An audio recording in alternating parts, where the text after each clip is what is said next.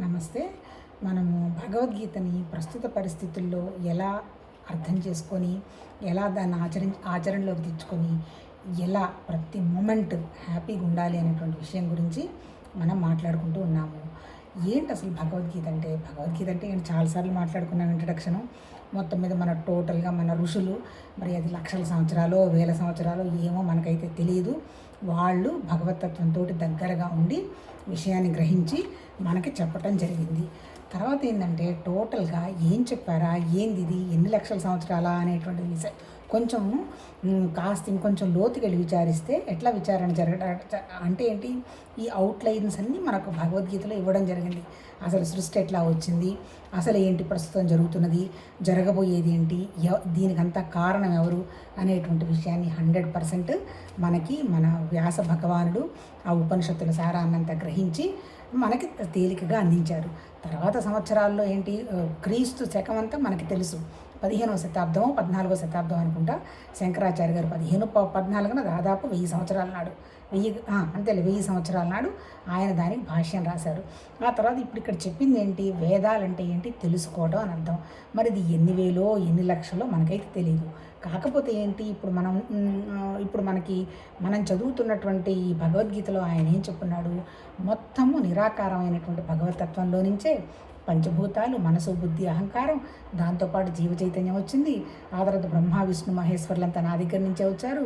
ఆ తర్వాత నీళ్లు కానీ, వాయువు కానీ, ఆ తర్వాత అగ్ని కానీ, సూర్య చంద్రులు కానీ అంతా నాస్తి శక్తి వల్లనే వ్యక్తమైంది అని చెప్తాడు.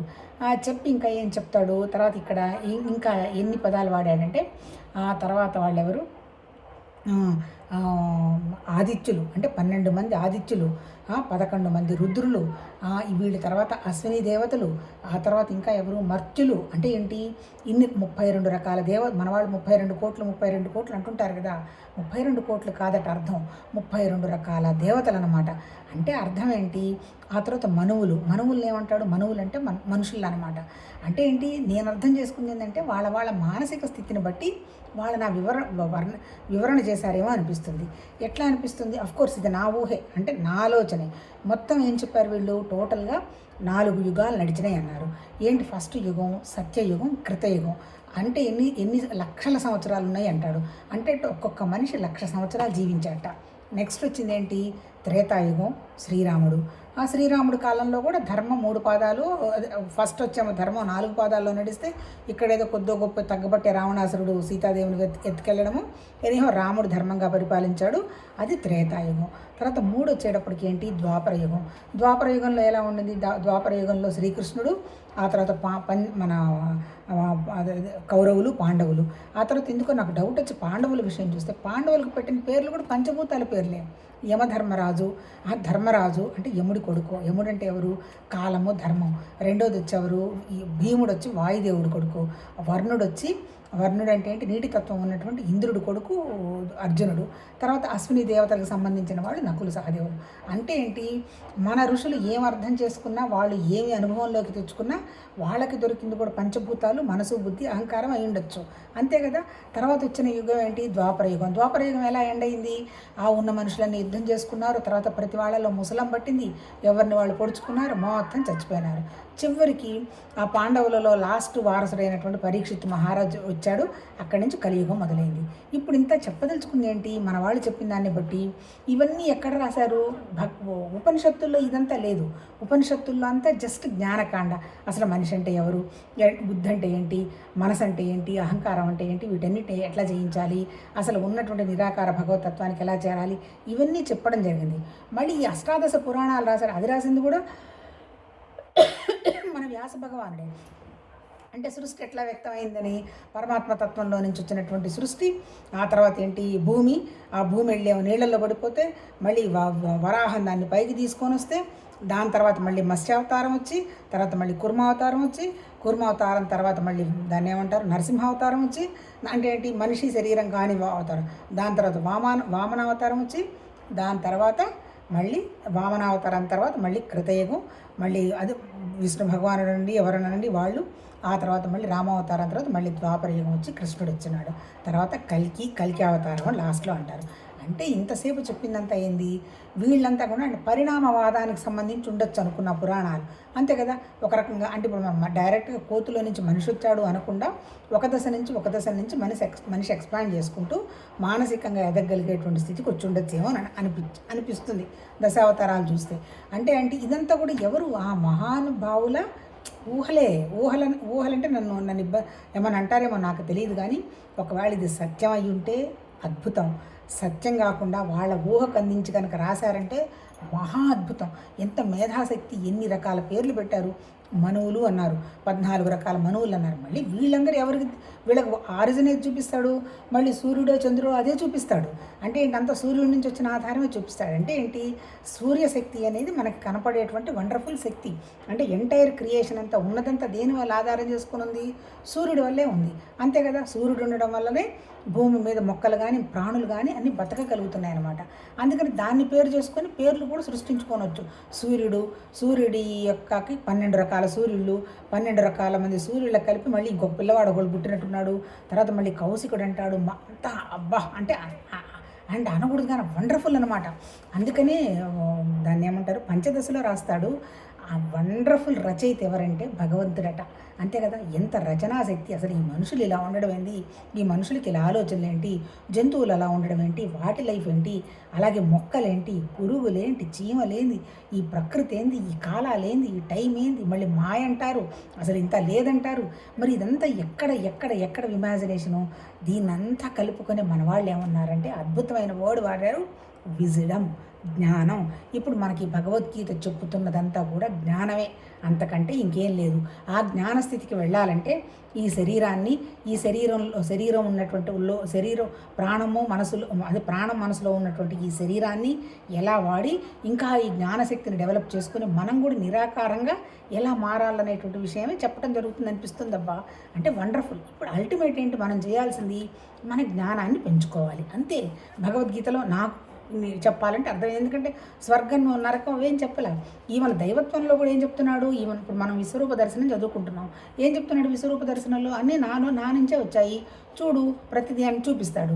మళ్ళీ ఇంకా నీ విశ్వరూపం చూపించుంటే విశ్వరూపంలో ఏం చూపిస్తాడు, ఈ ఒక్క మనిషి ఏం చూపించాడు, బోలెడు రకాల మనుషులు, బోలెడు రకాల జంతువులు, బోలెడు రకాల చెట్లు, బోలెడు రకాల ప్రకృతి అంతా తనలోనే ఉన్నట్టు చూపిస్తాడు, అంతకంటే ఏం చూపించాడు. కానీ ఇదంతా సడన్గా ఒకసారి చూస్తే మనకెంత భయం వేస్తుంది. మనం క్యాజువల్గా ఒక పాముని చూస్తేనే అమ్మో అనుకుంటాం, మరి బోలెడు పాములు కనపడ్డాయి అనుకో భయమే కదా. అలాంటి సిచ్యుయేషను విశ్వరూపంలో అర్జునుడికి చూపిస్తాడు. ఇంకా ఏమంటాడు, నీకు ఒక్కడికే చూపిస్తున్నాను, ఇంత కంఫర్ట్, ఇంత డీటెయిల్డ్గా మిగిలిన వాళ్ళు ఎవరు చూడలేదు. ఒక్కసారి మాత్రం ఆమె ఎవరు, యశోదాదేవి మట్టి తిన్నానని నోరు తెరవమంటే ఆమె కూరుకున్న పంచభూతాలు కనపడ్డాయి లోపల. ఆమె అప్పటికే కంగారు పడింది. తర్వాత ఒకసారి ఈయన్ని తాళ్లతోటి కట్టేయమంటాడు దుర్యోధనుడు. అప్పుడు ఈయన చిక్కగా అప్పుడు మనిషి ఎదిగిపోతాడనమాట. అంతే తప్ప ఈ విశ్వరూపాన్ని ఇంతవరకు చూసిన వాళ్ళు ఎవరూ లేరు, ఒక అర్జునుడు తప్ప. అంటే అర్థం ఏంటి, అర్జునుడు చూశాడు అంటే అర్థం ఏంటి, అర్జునుడు ఆ జ్ఞానస్థితిలో విషయాన్ని సక్రమంగా అర్థం చేసుకొని భగవతత్వం అంటే నిరాకారమైనటువంటి తప్ప ఇంకొకటి ఏమీ లేదు. ఎవ్వరూ కాలానికి అతీతులు గారు, అంతే కదా. అందరు పోయినారు, కృష్ణుడు చనిపోయినాడు, రాముడు చనిపోయినట్టే. అంటే కాకపోతే వాళ్ళని సమాధి అంటారు, లేకపోతే ఇంకొకటి అంటారు, కానీ వాళ్ళ శరీరాలు కూడా వెళ్ళిపోయినాయి. అల్టిమేట్ జ్ఞానం ఏంది, ఈ పంచభూతాలతో తయారైనటువంటి శరీరం ఉండదు. కాకపోతే ఏంటి, ఈ శరీరాన్ని 24 గంటలు మన జ్ఞానంతో ట్యూన్ చేసి మనసుని 24 గంటలు మంచి ఆలోచనలతోటి నేనే భగవతత్వం అనేటువంటి భావంతో 24/7 ఆనందంగా ఉండడం అనేటువంటి విషయాన్ని చెప్పడం జరిగింది. ఇన్ని యోగాలు చెప్పినా అల్టిమేట్ యోగం వచ్చి ఒకటి జ్ఞానం గురించే. జ్ఞానం తెలిసిన జ్ఞానం పరమాత్మ బోధించడం జరిగింది. ఎవరికి బోధించడం జరిగింది, ఆ జ్ఞానానికి బోధించలేదు. మళ్ళీ ఇక్కడ ఆ జ్ఞానం తప్ప ఇంకోటి లేదుగా, ఆ పరమాత్మతత్వం తప్ప ఇంకోటి ఏమీ లేదు కదా. అంటే మనం కూడా ఏంటి, ఆ పరమాత్మతత్వం తప్ప ఇంకొకటి ఏమీ లేదు, అది నాలోనూ ఉంది అనేటువంటి విషయంగా గ్రహించాలి. అంటే మనం తయారు చేసుకున్నటువంటి సంస్కారాలతో, తయారు చేసుకున్న వాసనలతో, తయారు చేసుకున్నటువంటి కోరికలు, దుఃఖాలు, ఆలోచనలు అవన్నీ తీసేసుకొని ఏమీ లేనటువంటి అంటే శూన్యం అంటారు. శూన్యం అంటే ఏం లేదు, మనసుకి ఏ ఆలోచన కోరిక లేనటువంటి స్థితికి మనం రాగలగడమే జ్ఞానం. ఆ జ్ఞానం ఎలా వస్తుందనేటువంటి విషయాన్ని భగవద్గీత చెప్తూ ఫస్ట్ చాప్టర్ ఏం చెప్తాడు, నీ విషాదానికి కారణం ఏమీ లేదయ్యా, నాది నాదని బాధపడుతున్నావు. ఇక్కడ నీది నాది ఏం లేదు, అన్ని పనులు ఆల్రెడీ సృష్టిలో జరిగిపోయినాయి, అంతే కదా. కృష్ణుడు కూడా చనిపోయినాడు అంటే ఏంటి, సృష్టిలో కృష్ణుడికి ముందే తెలిసి ఇలా జరుగుతుంది అని. వాళ్ళ దాంట్లోనే వాళ్ళ వింగులోనే ముసలం బట్టి అందరూ చచ్చిపోతారు, అట్లాగే పాండవులు తప్ప అందరూ చచ్చిపోతారు, చివరికి ధర్మరాజు ద్రౌపది అందరూ చచ్చిపోతారు. అంటే ఎవ్వరూ లేరు, ఒక పరీక్షితుడే లాస్ట్ ఉంది. మరి అల్టిమేట్ అందరూ పోతారనేటువంటి విషయం తెలుసు కదా. మరి అలా తెలిసిన దానికి నువ్వు దుఃఖపట్టం ఎందుకు, నీ అహంకారం వదిలిచ్చేసుకొని మమకారం తీసుకో. నేను ఒక పరికరాన్ని పరమాత్మతత్వంలో అనేటువంటి విషయంగా నువ్వు భావించి ప్రతి పనిని ధర్మంగా యజ్ఞంగా ప్రవర్తించుకుంటూ పో. అప్పుడు ఏమవుతుందంటే నీకు రిగ్రెట్స్ పోతాయి, మనసులో గిల్ట్ ఉండదు, హాయిగా మనసు ఒక దాని మీద నిలబడుతుంది, ప్రశాంతంగా ఉంటావు. ఎప్పుడైతే మనసు ఒక దాని మీద నిలబడుతుందో దాని కలయిక యోగం అన్నారు. ఒకే ఒక విషయం మీద ఉంటుంది. ఏంటి ఆ విషయం అంటే అనన్యమైనటువంటి భక్తి, భగవతత్వం తప్ప ఇంకొకటి ఏమీ లేదు, నాకు దానికి తేడా లేదు అనేటువంటి విషయాన్ని నువ్వు ఏదో ఒక అరగంట ధ్యానం చేయడం, ఒక అరగంట పుస్తకం చెప్పుకోవటమో చదువుకోవటమో కాకుండా 24 గంటలు మన మీద మనం పని చేసుకుంటూ మన మనసుని అనవసరపు విషయాల మీదకి తీసుకెళ్లకుండా, రియాక్షన్స్ లేకుండా, కోరికలు లేకుండా, కోపాలు గీపాలు లేకుండా మనం పెట్టుకోగలుగుతాము. ఆ స్థితికి రావాలంటే నువ్వు ముందు ఫస్ట్ కర్మయోగివిగా, తర్వాత ఏంటి యోగివిగా, రాజయోగం చేసి యోగివిగా, యోగి అంటే ధ్యానం కానివ్వండి, తర్వాత మనసు నిలబెట్టుకోవడానికి చేసుకునేటువంటి సాధనలు ఏమన్నా కానివ్వండి రా, తర్వాత భక్తిరా, డివోషను, అది వచ్చిన తర్వాత నువ్వు జ్ఞానస్థితికి వస్తావు అని చెప్పిన తర్వాత ఇప్పుడు 11వ చాప్టర్లో ఏమడుగుతాడు, అన్నీ అర్థమైనాయి, నాకు నేను పవిత్రునయ్యానని నీకన్నా కనిపిస్తే నువ్వేంటి నాకు చూపించవయ్యా అంటారు. ఇక్కడ ఏం చెప్తున్నాడు, సరే చూడు, ఎవరు ఇంతవరకు చూడలేదు అని, నువ్వు నీ మామూలు కళ్ళతో నువ్వు చూడలేవు, నీకు దివ్య దృష్టి ఇస్తున్నాను చూడు అంటాడు. అంటే కళ్ళు మూసుకొని ఏం జరుగుతుంది అని చూస్తే నిరాకారమైనటువంటి భగవతత్వం అంత సర్వత్రా వ్యాపించినటువంటి దాంట్లో ఆకాశం లాంటి తత్వం అనుకోండి, ఖాళీ అనుకుంటే, ఆ ఖాళీలో పొడవుగా ఆకాశము, తర్వాత నీళ్లు, అగ్ని, వాయువు, అది నీళ్లు, అగ్ని, భూమి, వీటన్నిటితో పాటు భూమి మీద ఉన్నటువంటి చరాచర జీవులు, మనుషులు, పక్షులు అన్నీ కనపడతాయి. తర్వాత ఇంకా ఏం కనపడ్డాయి, ఇంకా భయంకరంగా యుద్ధం జరగడము, ఆ యుద్ధంలోనే భీష్ముడు, ద్రోణుడు, దుర్యోధనుడు వీళ్ళందరినీ పిప్పులుగా నవిలవతలు పడేసినట్టుగా భయంకరమైన రూపాలు కనపడతాయి. అంటే ఏంటి, సృష్టి తన దగ్గర నుంచే వచ్చింది, ఆ కాలం మహాకాలుడైనటువంటి ఆ సృష్టితత్వమే మళ్ళీ వీళ్ళందరినీ వెనక్కి తీసుకుంటుంది.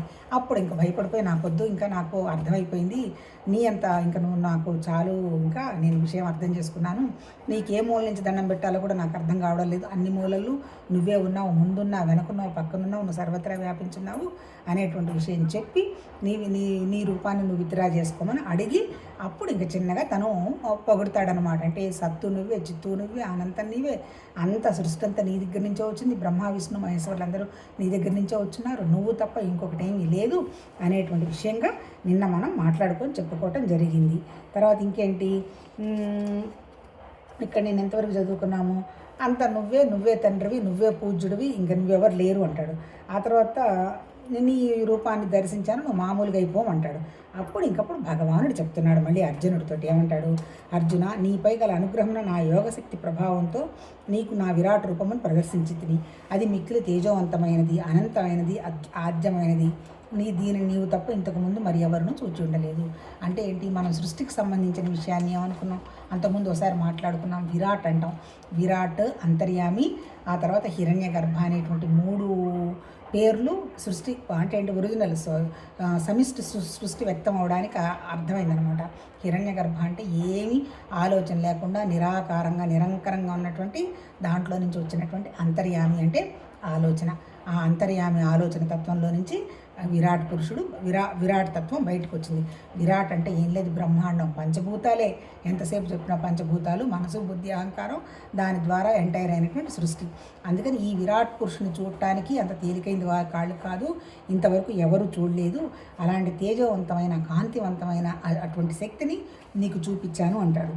తర్వాత అర్జున, వేదాధ్యాయముల చేత కానీ, యజ్ఞాచరణాల చేత కానీ, దానాల చేత కానీ, తీవ్ర తపశ్చర్యల చే కానీ, తదితర కర్మలచే కానీ ఈ మానవ లోకమున నా విశ్వరూపమును నీకు తప్ప మరి ఎవరికి చూడ శక్యం కాదు. అంటే ఏమంటాడు, మనం ఏమనుకుంటాం, యజ్ఞాలు చేస్తే వీడి పేరు యజ్ఞం చేస్తే పుట్టాడండి, అందుకని వాడి పేరు యాజ్ఞవలు, ఇట్లాంటి పేర్లన్నీ పెడుతుంటారు, యజ్ఞమ్మని అట్లాంటివన్నీ. అంటే అవి చాలా గొప్ప అనుకుంటారు. ఇక్కడ ఆయన ఏం చెప్తున్నాడు, యజ్ఞాలు ఏం గొప్ప కాదంటారు.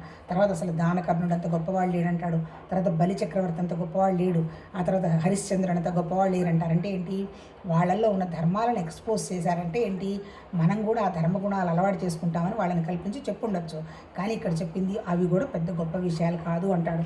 దానం గొప్పది కాదు, యజ్ఞం గొప్పది కాదు, తపస్సు కూడా గొప్పది కాదు. మనం అంటుంటాం ఒంటికాల మీద తపస్సు చేశాడు, ధ్రువుడు తపస్సు చేశాడు, అది ఇదని.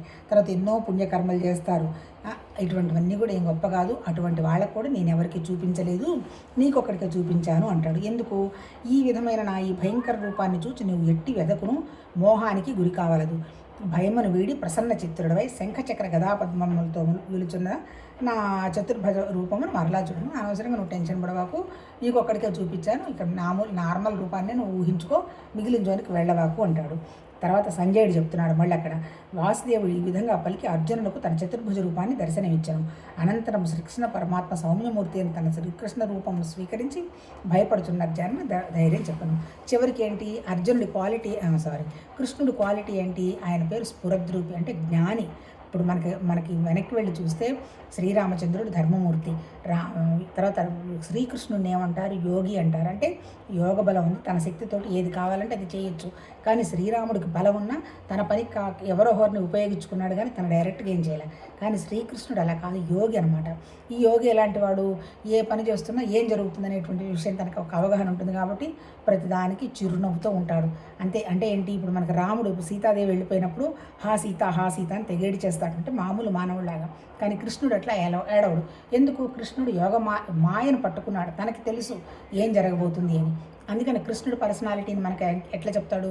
ఎన్ని కష్టాలున్నా ఏమున్నా మంచిగా నవ్వుతూ ఉంటాడు. ఇప్పుడు ఏం చేశాడు? కృష్ణుడు కూడా తన ఒరిజినల్ రూపానికి వచ్చాడు. ఈ ప్రిన్సిపల్లో మనం నేర్చుకోవాల్సింది ప్రస్తుత పరిస్థితుల్లో ఎన్నో ఉంటాయి, వస్తూ ఉంటాయి, పోతూ ఉంటాయి. ఏది ఈ భూమి మీద పర్మనెంట్ కాదు. పర్మనెంట్గాను దుఃఖము పర్మనెంట్ కాదు, ఈవెన్ సంతోషము పర్మనెంట్ కాదు. పర్మనెంట్ అయింది ఏంటి? ఓన్లీ జ్ఞానం ఒక్కటే పర్మనెంట్. ఎప్పుడైతే నీకు మనకి జ్ఞానస్థితిలో ఉంటామో ఎప్పుడు మనం సంతోషంగానే ఉంటాం. ఎట్లా జ్ఞానానికి ఒక ఉదాహరణ ఇచ్చుకోవాలంటే, సపోజ్ మనం పెళ్లి చేసుకుంటాము, అప్పుడు ఎట్లాంటి ఇంటెన్సిటీలో ఉంటామో? విపరీతమైన మోహం, విపరీతమైన ప్రేమ. మరి వచ్చే కొద్ది ఏమైపోతుంది ఆ ప్రేమ కంటే కూడా ఒకళ్ళనొకళ్ళు అర్థం చేసుకున్న తర్వాత ఒకళ్ళ మీద ఒకళ్ళు ఆధారపడుతున్నటువంటి విషయంగా ఉంటుంది తప్ప ఆ మొట్టమొదట్లో ఉన్నటువంటి కామంతో కూడినటువంటి ఇంటెన్సిటీ ఉండదు.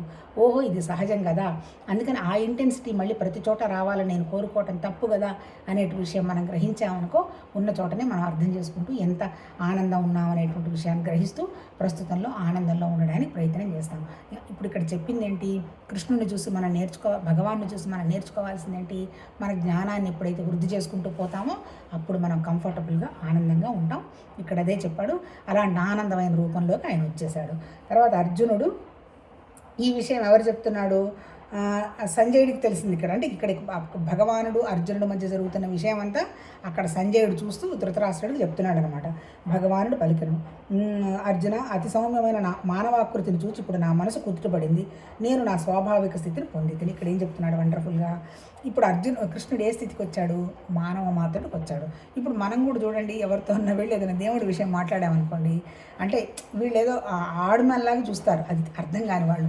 ఏంది ఏదో వేదాంతం, భగవతత్వం అంటే ఏదో సన్యాసాశ్రమము, అట్లాంటి ఆలోచనలే ఉంటాయి. భగవతత్వం అంటే సన్యాసాశ్రమము కాదు, ముక్కు మూసుకొని కూర్చోవటం కాదు, 24/7 పూజలు చేసుకోవటం కాదు. నిజం చెప్పాలంటే 24/7 ఆనందాన్ని ఎక్స్ప్లోర్ చేయడం. ఎప్పుడు ఎక్స్ప్లోర్ చేస్తాము? కనపడుతున్నదంతా టెంపరీ, దానికంత విలువ ఇవ్వాల్సిన అని అవసరం లేదని మూల కూర్చోటం కాదు. ఆ మాయలో మనం కూడా మాయను ఆస్వాదిస్తూ ఆనందంగా ఉండడం. మరి ఆకలి వస్తుంది, తింటలే, మరి తింటున్నప్పుడు ఆనందం కాదు. కాకపోతే నీకు నాలెడ్జ్ లేదనుకో, ఏం తినాలో తెలియనప్పుడు తిన్న తర్వాత బాధ అనిపిస్తుంది. ఏం తింటున్నామో మనకు తెలిసింది, ఆ తింటున్నది మనం ఆనందంగా తిన్నాము, అది విజ్డమ్ అనమాట. అంటే ఇప్పుడు ఇక్కడ మనం పెంచుకోవాల్సింది ఏంటి? జ్ఞానాన్ని. ఇప్పుడు ఇక్కడ కృష్ణ భగవాన్ ఏ స్థితికి వచ్చాడు? మళ్ళీ మానవ మాత్రుడిగా వచ్చాడు. అంటే ఇప్పటిదాకా ఆయన చెప్పిన కబుర్లన్నీ ఎలా ఉన్నాయి? అసలు ఎవరికి అర్థం కానటువంటి దైవత్వ విషయాలని చెప్పాడు. ఎందుకు ఎవరికి చెప్పాడు? నాకు చెప్పు అని అడిగినటువంటి అర్జునుడికి మాత్రమే చెప్పాడు. ఇక్కడ ఇప్పుడు జ్ఞానం ఎవరికి వస్తుంది?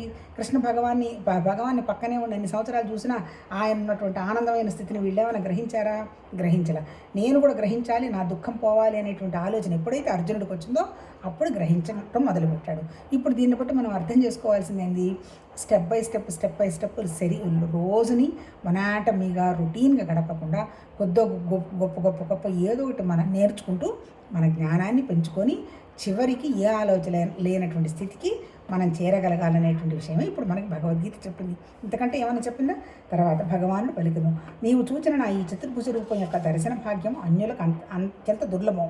దేవతలు సైతం ఈ రూపం దర్శించుటకి ఊళ్ళూరు చుంటారు. అంతే కదా, ఈ నిరాకారమైనటువంటి భగవతత్వాన్ని అర్థం చేసుకోవాలంటే ఇప్పటికిప్పుడు వచ్చి నాకు ఇప్పుడు 800 కోట్ల మంది ప్రజలు ఉన్నారు కదా, ఏదో వాళ్ళు ఊహించింది వాళ్ళ మనసుతో చెప్పటమే కానీ ఇది 100% సత్యం అని ఇప్పుడు ఎవరైనా మనకి చెప్పారా?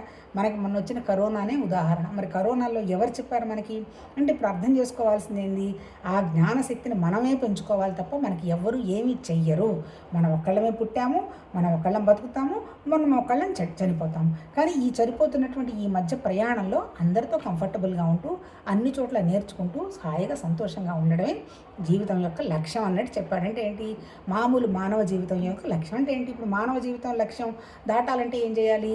నేనే దైవత్వం అనేటువంటి నిరాకారమైనటువంటి ఆలోచన లేని స్థితికి మనం వెళ్ళాలంటే ఈ శరీరాన్ని 24 గంటలు భగవతత్వం యొక్క ఆలోచనని పనిని మన ద్వారా ఎక్స్పోర్ చేస్తూ ఆనందంగా ఉంటూ ఈ ఆలోచన లాంటి స్థితికి మనం చేరగలగాలన్నమాట. అది చెప్తున్నాడు. ఆ తర్వాత ఇంకేం చెప్తున్నాడు? ఎవరు కూడా నాకు అర్థం చేసుకోలేదు. మళ్ళీ రిపీట్ చేస్తున్నాడు. నీవుగాంచిన నా చతుర్భుజ రూపాన్ని దర్శించుటకు వేద పఠనములచే కానీ, తపశ్చర్యలచే కానీ, దానాలచే కానీ, కర్మలచే కానీ సాధ్యం కాదు. అంటే ఏంటి? ఇప్పుడు లాస్ట్ టైం మనం ఒకసారి మాట్లాడుకున్నాం. మనం ఈ 18 టాపిక్స్లో ఏది తీసుకున్నా వాళ్ళ యొక్క రచనా శైలి ఫస్ట్ చాప్టర్ ఎండ్ అవుతూనే సెకండ్ చాప్టర్లో ఏం చెప్పబోతారో ఒక శ్లోకంలో చెప్తున్నాడు. ఇప్పుడు ఇక్కడ ఏం చెప్తున్నాడు? నెక్స్ట్ చాప్టర్లో ఏం చెప్పాలి అనేటువంటి విషయాన్ని ఇక్కడ మనకు అవగాహన చేస్తున్నాడు. ఏంటి?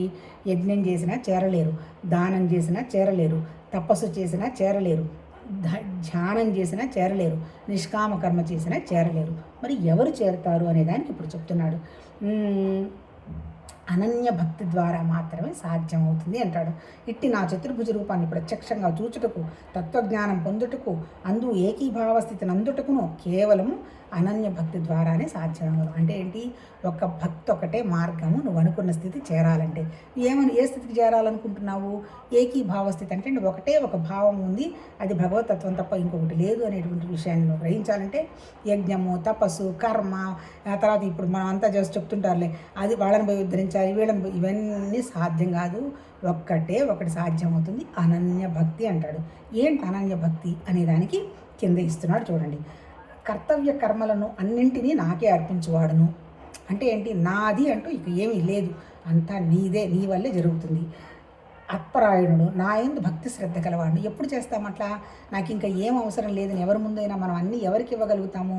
కంప్లీట్గా వాళ్ళని నమ్మి ప్రేమిస్తేనే ఇస్తాం. మన ఫ్యామిలీస్లో కూడా చూడండి, ఎవరన్నా ఏదైనా అడిగితే ఏదైనా ఇవ్వబుద్ధి వస్తుంది. ఎందుకు? వాళ్ళ మీద మనకి ప్రేమ ఉంటుంది కాబట్టి, నమ్ముతున్నాం కాబట్టి. అది నమ్మలేదు, మనం ఏం చెయ్యలేము. అందుకే నేను చెప్తున్నాడు, అన్నీ నాకే ఇవ్వాలి, నా యందు ఫుల్ భక్తి శ్రద్ధలు ఉండాలి. తర్వాత ప్రాపంచిక విషయాలందు పిసరంతా కూడా ఆసక్తి ఉండకూడదు అంటాడు. ప్రాపంచికం అంతా రిలేటివిటీ, అబ్సల్యూట్ అనేది ఒకటి మీద ప్రేమ ఉన్నప్పుడు 99 మీద ప్రేమ ఇవ్వాలి అంటే ఇప్పుడు మనం ఏం చేస్తాము? ఆ ఒకటి మీద ప్రేమ ఉందనుకుంటూ 99ని ప్రేమిస్తాము. అంటే ఏంటి? మనకి భగవతత్వం అనేది just part time, full time కాదు. ఇక్కడేం చెప్తున్నాడు? నువ్వు ఫుల్ టైంలో ఉండగలగాలంటాడు. నువ్వు ఎప్పుడైతే ఫుల్ టైంలో ఉన్నప్పుడు మాత్రమే ఆ ఏకీకృతాన్ని నువ్వు గ్రహించగలుగుతూ ఉంటాడు. ఇప్పుడు మన భూమి మీద మన అందరి జీవితాలు ఏంటి? ఇంక్లూడింగ్ సన్యాసాశ్రమం వాళ్ళది కూడా 99 ఏం కాదు. ఎందుకు? ఇంక వేరే పనులు పెట్టుకుంటారుగా. తోచదుగా 24/7 ఊరికి నేను కూర్చొని 24 గంటలు ఎక్కడ ధ్యానం చేసుకుంటారు? అందుకని ఏదో ఒక పని పెట్టుకొని చేస్తూ ఉంటారు. అందుకని ఏంటి? ఇక్కడ ఏం చెప్తున్నాడు? ప్రపంచం విషయాల్లో పిసరంతా కూడా ఆసక్తిగా ఉండకూడదు. ఒకవేళ ఏదైనా జరుగుతున్నా ఏదో భగవంతుడి పనిలే మన ద్వారా జరుగుతుంది అనుకోవాలి, కానీ నేనే పోయి ఇదంతా చెయ్యాలి, వీళ్ళందరినీ నేనే ఉద్ధరించాలి, ఇటువంటివన్నీ నీకు అవసరం లేదు. అంటే ఇంట్రెస్ట్ చూపించొద్దు, నిరాసక్తంగా చెయ్యి. నిరాసక్తంగా చేయడం అంటే నాకు వచ్చింది ఈ టైంకి చేయాల్సిన అవసరం ఉంది, జరిగిపోతుంది.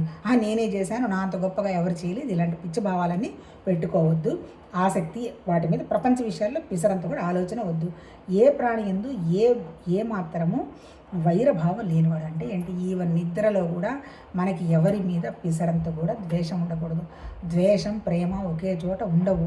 ఒక పాజిటివ్ క్వాలిటీ, ఒక నెగటివ్ క్వాలిటీ ఉండదు. చాలామంది అంటుంటారు, నేను వాళ్ళతో పలకను కానీ యూనివర్స్ అంతా ప్రేమిస్తున్నాను అంటాడు. ఇంపాసిబుల్ అది. నువ్వు పలికినా పలకటం లేదు, ఉండలేదు అంటే ఏంటి? నీ మనసులో ఉన్నటువంటి భేదభావం పోవడంలా. భేదభావం పోకపోతే ఎవరు అర్థం చేసుకోరు. అంటే అర్థం ఏంటి? ఇంత కూడా అవతల వాళ్ళు ఏదో చేశారు అనేటువంటి భావం మనకు ఉండకూడదు, ద్వేషం ఉండదు. అటువంటి అనన్య భక్తులు మాత్రమే నన్ను పొందగలడు అని ఈ 11వ చాప్టర్ ముగిస్తున్నాడు. అంటే అర్థం ఏంటి? ఇప్పుడు మనం చెప్పుకున్నాం కదా చాలాసార్లు, 1 నుంచి 6 వరకు మామూలుగా అన్నీ చెప్పున్నాడు, కర్మ వాటికి సంబంధించినవన్నీ.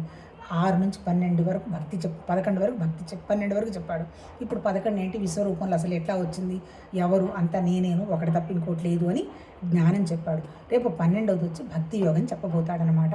ఇప్పుడు ఆ భక్తి యోగానికి చివరి ఇంట్రడక్షన్ ఇచ్చాడు. అల్టిమేట్ ఏంటి? జ్ఞానంతో పాటు అనన్య భక్తి కనుక ఉంటే, అనన్య భక్తి జ్ఞానం ఎప్పుడైతే కలిసి ఉంటాయో అప్పుడు మాత్రమే ఒక భగవతత్వాన్ని తెలుసుకోగలుగుతాడు అంటాడు. అంటే ఏంటి? మళ్ళీ ఇక్కడ జ్ఞానం అంటే ఏంటి? మళ్ళీ అనన్య భక్తి అంటాడు. అనన్యం అంటే ఏంటి? భగవతత్వం తప్ప నాకు ఇంకొకటి వద్దు అనేటువంటి భక్తి ఉన్నప్పుడు మాత్రం మనం విషయాన్ని అంటే ఏంటి? ఉన్నదంతా నిరాకారమైనటువంటి పరమాత్మతత్వం అని గ్రహించగలుగుతారు అని ఈరోజు ఈ చాప్టర్ ముగించారు. రేపు 12 చదువుకుందాం. ఏం లేదు, అల్టిమేట్ ఏం లేదబ్బా, జ్ఞానమే. ఇందాక మనము మాట్లాడుకున్నామేమో 4 యుగాల్లో మహానుభావులు, మరి వాళ్ళు నిజంగా దర్శించారో వాళ్ళు ఊహించారో అదంతా మనకు తెలియదు. ఫస్ట్ ఏమన్నాడు? కృతయుగం అన్నాడు, లక్షల సంవత్సరాలు. ద్వాపర యుగం, త్రేతాయుగం అన్నాడు, ద్వాపర యుగం అన్నాడు, కలియుగం అన్నాడు. ఇక్కడ ఈ కలియుగంలో ఇది యంత్రయుగం. విపరీతంగా మానసిక శక్తి పెరిగిపోతుంది. అంటే ఆనందం ఎంతసేపటికి మానసికంగా రావాలని, శారీరకంగా ఎంత ఆనందంగా ఉన్నా తృప్తి పడకుండా ఇంకా మానసికంగా ఏదో వస్తుందని పరిగెడుతున్నారు. ఏమీ రాదు. అల్టిమేట్ వచ్చేదంతా ఏంటి? ఇది కదా జ్ఞానం అనేటువంటి విషయాన్ని గ్రహిస్తే ఎక్కడ ఉన్నప్పుడు అక్కడ ఆనందాన్ని గ్రహించుకుంటూ ఆ ఆనందాన్ని మనం ఎక్స్ప్లోర్ చేస్తూ ఉండడమే భగవతత్వానికి సంబంధించినది. దాన్నే ఆధ్యాత్మికత అంటారు. దానికోసం మనం ఎదగాలి అంటే మనల్ని మనం మార్చుకొని మన దగ్గర ఉన్నటువంటి, ఇప్పుడు చెప్పాడు కదా, ఈ కోరికలు, అనవసరమైనటువంటి ప్రపంచానికి సంబంధించినటువంటివి, అంటే మళ్ళీ బుద్ధని చెప్పటల్లా, ఇక్కడ సన్యాసాశ్రమం అని చెప్పటల్లా అన్నీ ఉంటాయి. కానీ మానసికంగా ఘర్షణ లేకుండా ఉండేటువంటి నిశ్చలమైనటువంటి మనస్సు, వివేకమైన బుద్ధి, వైరాగ్యమైనటువంటి బుద్ధి గ్రహించడమే ఆధ్యాత్మిక యొక్క పరమావధి. అంతకంటే ఇంకేం లేదు. రేపు అనన్య భక్తి గురించి ఏం చెప్తాడో రేపు చూద్దాం. నమస్తే.